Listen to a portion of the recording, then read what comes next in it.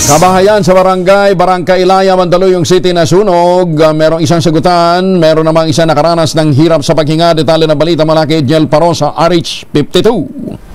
Edniel. Kuya Angel, hindi bababa sa dalawang individual ang kinailangang asistyan maging ng mga ambulans ang rumisponde sa sunog sa Barangay Ilaya sa Mandaluyong City ngayong umaga.